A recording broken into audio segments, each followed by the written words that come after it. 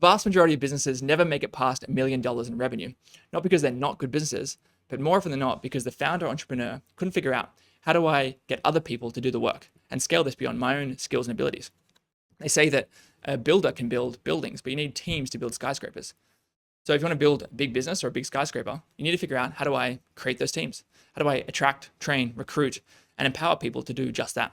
Well, there's many ingredients to get right, but there's one ingredient which I've seen so many new managers and leaders overlook, which I want to talk about in this video. So if you're managing a team or building a team now or in future, maybe there's something in here that will help you do it that little bit better. So about 10 years ago, I'm at the end of year Christmas party, and it's a great mood. Drinks are flowing, people are joking, there's good banter. And towards the end of the night, people start roasting the boss for some of his quirks and behaviors. And it was all in good nature. But suddenly the boss starts roasting people back. And these were just light jabs, but man, they landed heavy. And what I saw was, what is funny across the org chart or up the org chart often just doesn't land the same way going down the org chart. Because managers or leaders control people's access to food, safety, shelter, and water.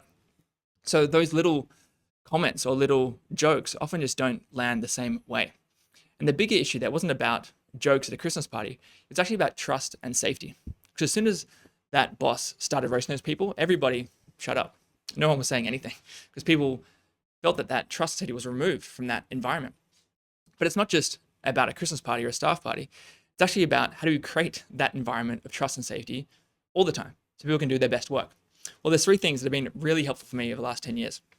The first one is to praise in public and criticize in private.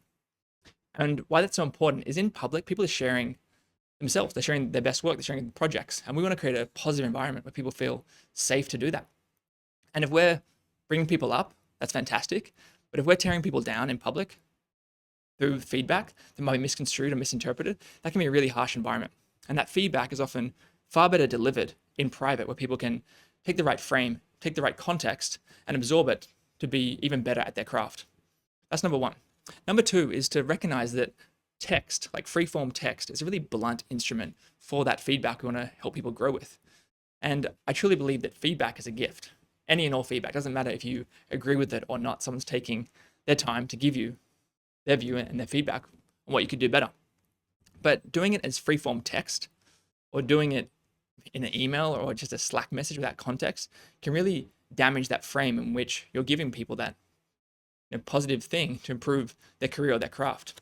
And if you have a video call with someone, do it in real life, you can often have the right frame or right context to actually deliver that message and ensure it's being absorbed in the right way to help them grow.